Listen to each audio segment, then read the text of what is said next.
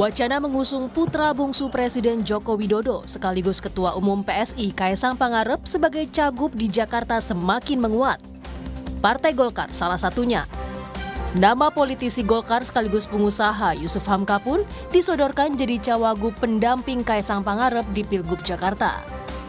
Yusuf Hamka bilang, pada 11 Juli lalu, usai Ketua Umum Golkar Erlangga Hartarto bertemu Ketua Umum PSI Kaesang Pangarep, dirinya tiba-tiba ditunjuk sebagai cawagup Kaesang jika putra bungsu Jokowi itu jadi maju di Pilgub Jakarta. Waktu itu kan cuma diajak makan ngobrol gitu, saya menceritakan bagaimana program-program Jakarta supaya bebas macet. Tahu-taunya ya sorenya saya diajak ke DPP Golkar, saya terus dikasih tahu itu. Nah, buat saya memang terkejut juga Pak, tapi ya buat saya kalau udah perintah ya itu tantangan. Ya memang sebelum saya mengatakan iya, saya menelpon dulu beberapa guru-guru saya tuh. Ketua Umum PAN, Zulkifli Hasan merespons adanya wacana duet Ketua Umum PSI Kaesang Pangarep dan Yusuf Hamka dengan bilang tetap mendukung kader internal Zita Anjani maju sebagai cawagup di Pilkada Jakarta. Hingga saat ini dari Koalisi Indonesia Maju atau KIM belum ada kesepakatan terkait wacana itu dan belum memunculkan beberapa nama. Belum lagi terus ya, kita biar aja. Kalau PAN kan jelas tuh ada Zita Anjani ya. Jadi nanti akan dibicarakan seperti apa koalisinya, nama-nama yang muncul, terus ada yang baru ya, ada yang lama dan seterusnya. Bak Gayung bersambut, tak hanya parpol yang ramai-ramai mengusung Kaesang, Ketua Umum PSI ini pun rajin bangun komunikasi politik dengan parpol. Setelah berkunjung ke PKS, Kaesang juga berencana bertemu dengan Ketua DPP PDIP Puan Maharani. Lantas, di manakah langkah politik putra bungsu Presiden Jokowi ini berlabuh? Tim Liputan, Kompas TV. Saudara, lalu bagaimana langkah politik dari Kaesang Pangarep, Ketua Umum PSI sekaligus putra bungsu Presiden Joko Widodo ini ke depannya? Apakah akan ikut dalam kontestasi Pilkada 2024? Langsung saja kita bahas bersama dengan dua narasumber yang sudah bergabung di Kompas Malam. Saya sapa ada juru bicara PSI Mbak Sheryl Tanzil dan juga ada Direktur Eksekutif Carta Politika Mas Yunarto Wijaya, Mas Toto yang telah bergabung. Selamat malam, salam sehat Mbak Sheryl, Mas Toto. Ya, halo semuanya, selamat malam. Ya, saya ke Mbak Sheryl dulu nih. Berarti ini udah fix ya? Atau belum, masih digodok ini Kaesang yang akan maju di Pilgub khususnya di Jakarta? Masih digodok ya, masih ada sekitar 40-an hari sebelum batas akhir KPU bagi parpol-parpol untuk memasukkan nama-nama calonnya. Tapi yang jelas saat ini sepertinya memang arah angin lagi cukup bagus lah untuk PSI ya, karena Mas Kaesang ini kan sudah banyak yang mengutarakan, misalnya dari Golkar menawarkan kalau mau maju ke DKI siap, bahkan disiapkan calon wakilnya yaitu Babah Alun atau yang dikenal dengan nama Yusuf Hamka ya, dan juga dari PAN itu sebenarnya juga sudah mengatakan kalau mau maju bisa dipasangkan dengan Zita, jadi ini pasangan anak muda. Tapi ya ini kita masih terus melihat sih bagaimana sih harapan publik, karena kalau kita bicara pilkada itu kan yang paling penting adalah ketokohan lokal ya. Jadi ini bukan berbeda dengan ketokohan nasional tapi ketokohan lokal, seperti itu. Oke, digodoknya ini sejauh mana, apa yang menjadi pertimbangan dari PSI sendiri? Apakah digodoknya ini alotnya tuh di internal PSI atau pembentukan koalisinya nih yang masih menjadi problem? Sebenarnya bukan alot ya bahasanya ya. Yang jelas PSI untuk di DKI kita punya 8 kursi, PSI sendiri cukup populer, mungkin populernya paling populer di DKI ya sebagai partai begitu. Tapi kita juga ingat bahwa di Jawa Tengah juga itu sangat mengharapkan Mas Kaesang. Kita lihat dari survei-survei namanya elektabilitasnya itu mengangkat begitu, dan kita juga punya basis yang kuat di sana. Tentunya Pak Jokowi namanya begitu dikenal ya, apalagi Mas Kaesang memang asli Jawa Tengah. Tapi ya ini tidak semudah itu ya ketika ingin memasangkan orang, kan bukan hanya bagaimana hasil survei atau partai mana yang menginginkan, tapi kita harus duduk bareng bicara dengan beberapa pihak lah, terutama dengan parpol-parpol yang akan memberikan tiket dan mendukung ya. Juga tentunya menghitung kira-kira cocoknya ini dengan siapa chemistry-nya, baik dari pasangan calonnya ataupun parpolnya. Dan tentunya begini, balik lagi ketika kita bicara pilkada, yang terpenting adalah apa sih harapan masyarakat ya, itu yang harus diserap betul-betul. Oke, ini yang masih jadi bahan pertimbangan, salah satu bahan pertimbangan. Kalau Mas Toto melihatnya seperti apa? Kansnya Kaisang ini lebih kuat ke DKI Jakarta atau Jawa Tengah? Kalau saya setuju Mas Kaisang nggak maju dimanapun, karena Mas Kaisang ini menyandang beban Ketua Umum Partai Nasional bernama PSI. Jadi saya selalu sebutkan kalau Mas Kaisang misalnya menang pun menjadi kepala daerah, misalnya menang jadi Gubernur DKI Jakarta, seakan-akan PSI ini hanya menjadi partai Jakarta levelnya. Kalau menang di Jawa Tengah, PSI menjadi partai Jawa Tengah. Padahal kan target PSI tentu saja minimal ketika berbicara mengenai 2029 suaranya harus lebih tinggi walaupun sudah tidak ada di parliamentary threshold.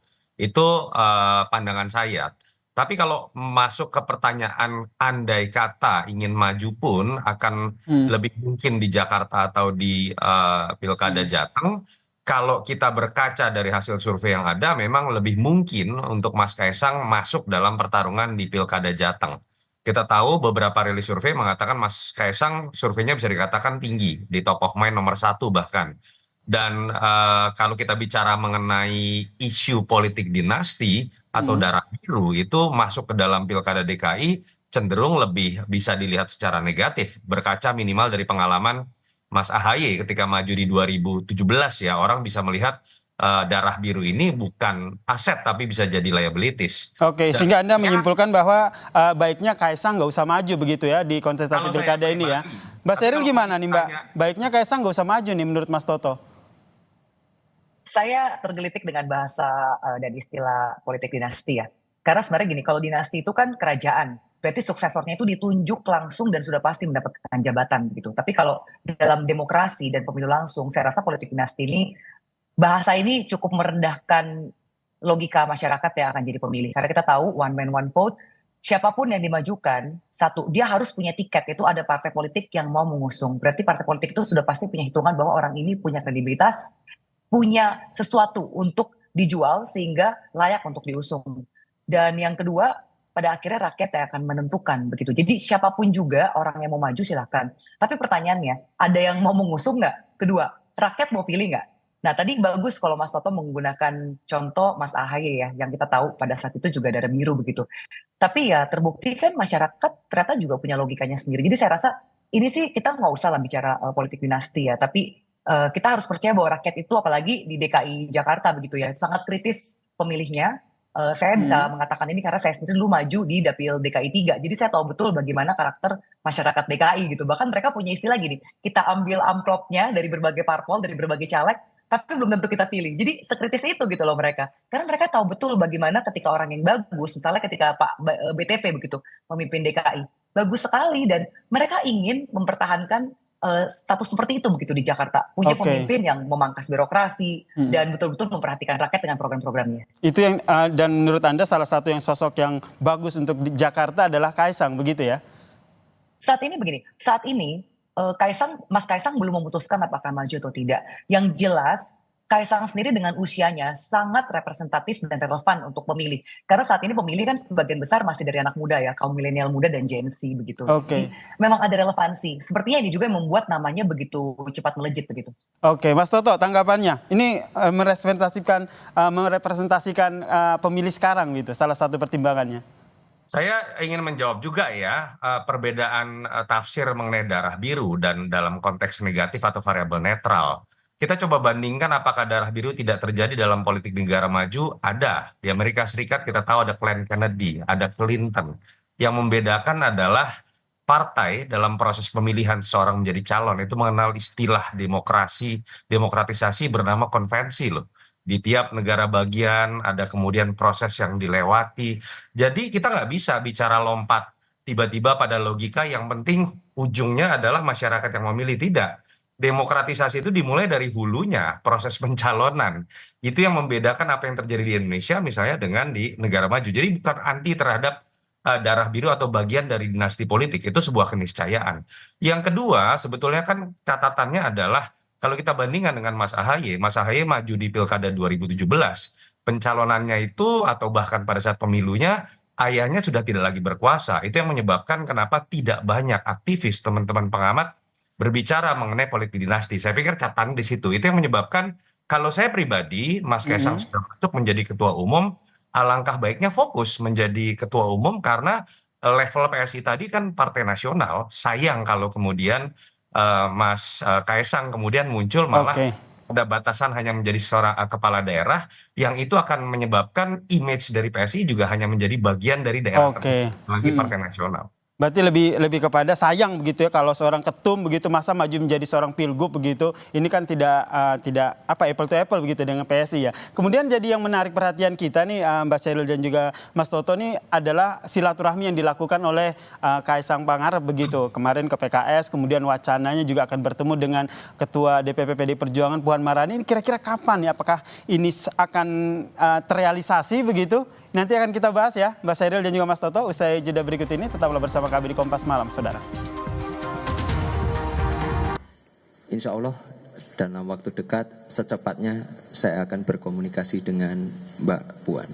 Terus tadi mengenai Jawa Tengah, saya terima kasih juga kepada Gerindra karena sudah membuka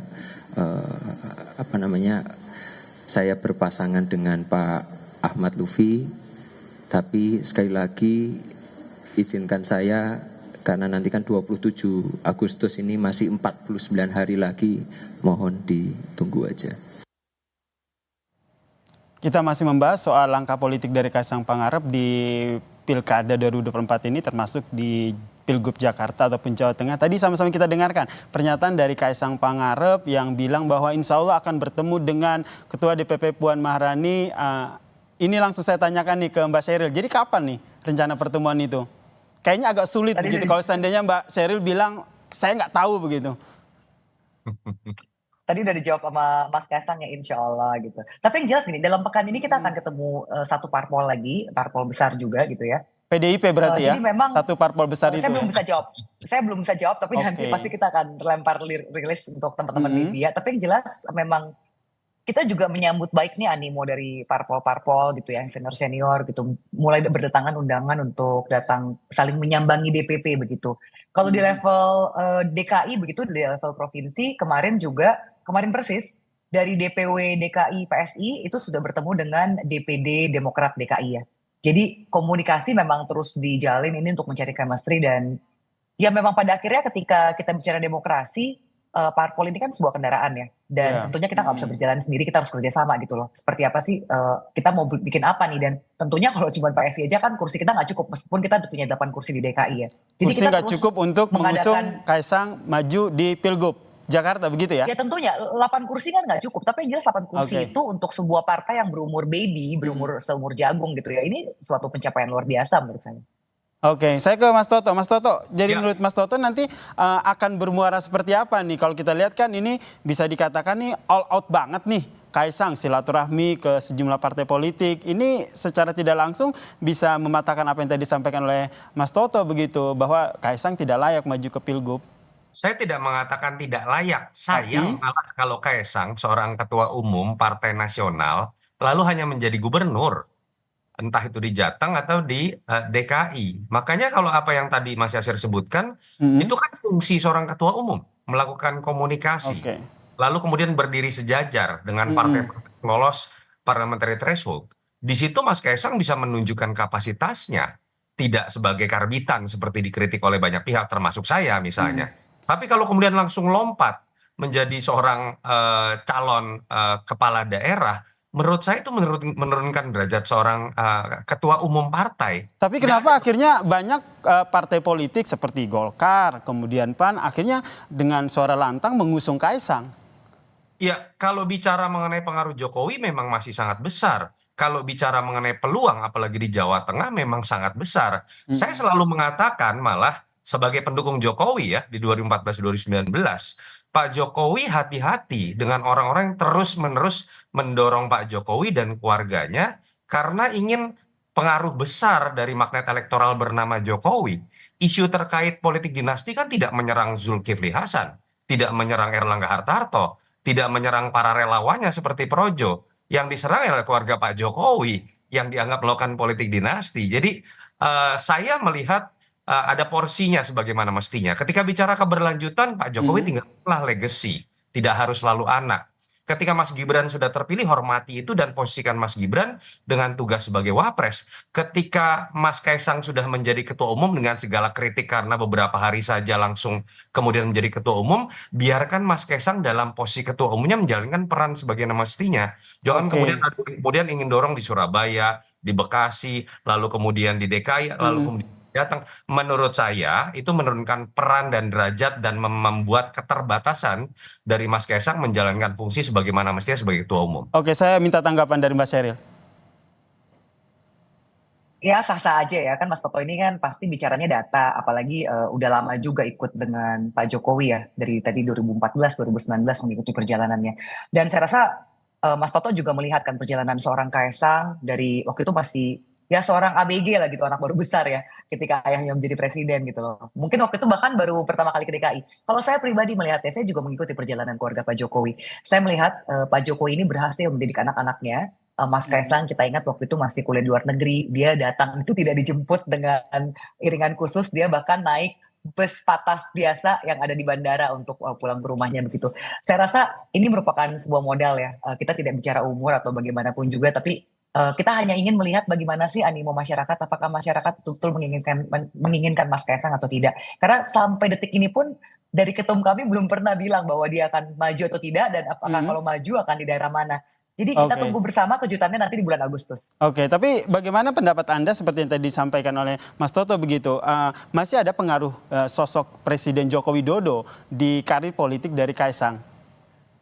Saya rasa nggak masalah ya, itu wajar-wajar saja karena Presiden Jokowi ini meskipun sudah tinggal hitungan bulan, hitungan jari begitu ya, bulan masa jabatan seorang presiden, tapi saya tidak melihat akan menjadi seorang lemdak gitu ya. Biasanya itu kan presiden di periode keduanya sudah mulai ditinggalkan oleh orang-orang yang bersekutu untuk mendukung dia karena orang sudah mulai merapat ke calon presiden berikutnya begitu yang sudah terpilih elected. Tapi saya melihat sampai detik ini Pak Jokowi misalnya approval ratingnya by LSI itu di Jawa Tengah saja 80% lebih. Kalau kita bicara nasional saya rasa masih 70% lebih. Jadi ini sangat wajar ketika masyarakat Indonesia yang merasakan kinerja Pak Jokowi bagus. Lalu masyarakat Solo yang melihat bagaimana Gibran begitu bekerja keras untuk Solo dan dalam debat capres-cawapres kemarin juga begitu artikulatif dalam memaparkan visi misinya, ya jadi nggak ada bukan sesuatu yang mengagetkan ketika orang lalu melirik anak putra Jokowi yang satu lagi yaitu Kaisang Pangarep. Tapi kita lihat bersama lah. Saya rasa masyarakat juga excited melihat bagaimana perkembangan dinamika politik, apakah Kaisang akan maju atau tidak. Tapi yang jelas sampai detik ini PSI belum memutuskan. PSI belum memutuskan ya Kaisang ini akan maju atau tidak ya. Nah, apakah saya ke Mas Toto, apakah ini salah satu pertimbangannya nanti setelah bertemu dengan Puan Maharani baru akhirnya PSI memutuskan Kaisang bakal maju atau tidak? Enggak lah, tidak ada kaitannya. Enggak ada kaitannya ya begitu ya. Jadi menurut Anda ini pertemuan dengan Puan Maharani di PPDIP ini akan seperti apa, Mas Toto? Menurut saya tidak mengagetkan ya kalau kalimat ini keluar dari Mbak Puan. Mbak Puan dalam perang dingin antara PDI Perjuangan dengan keluarga Pak Jokowi, katakanlah ada seperti itu, juga selalu menempatkan dirinya sebagai jembatan. Yang keras itu kan Ibu Mega. Jadi menurut saya tidak ada hal yang baru. Pertanyaannya adalah apakah silaturahmi ini bisa berbuah kepada sebuah kerjasama politik, apalagi termasuk pertanyaan mengenai PDI Perjuangan akan masuk misalnya ke dalam koalisi Prabowo Gibran, saya pikir tidak. Karena Mbak Puan memiliki peran penting, tapi pengambilan keputusan strategis sepertinya masih terpusat pada Ibu Mega. Tapi apapun itu menurut saya silaturahmi terlepas tidak akan berbuah pada keputusan politik, sesuatu yang harus dijalankan untuk mendinginkan tensi dan menimbulkan untuk menjawab banyak tafsir dari berbagai macam pihak. Jadi kita harus lihat ini tetap secara positif. Katakanlah kalau kemudian ada kerjasama politik, anggaplah sebagai sebuah bonus, walaupun terkaan saya tetap lebih mengarah kepada PDI Perjuangan akan mengambil sikap di luar pemerintahan Prabowo Gibran. Kalau dari Mbak Sheryl sendiri, rencana pertemuan ini emang apa sih yang diinginkan oleh PSI sendiri ketika bersilaturahmi dengan PDIP melalui Puan Maharani ini? Sejak Mas Kaisang menjadi ketum kami sudah pernah satu kali bertemu dengan Mbak Puan itu pada saat masa kampanye Pilpres ya. Tapi setelah itu belum ada komunikasi lagi, tapi yang jelas kalau memang kami diundang tentunya kami akan bertandang ya, kita akan memenuhi undangan. seperti layaknya budaya timur lah, apalagi kita kan partai junior begitu.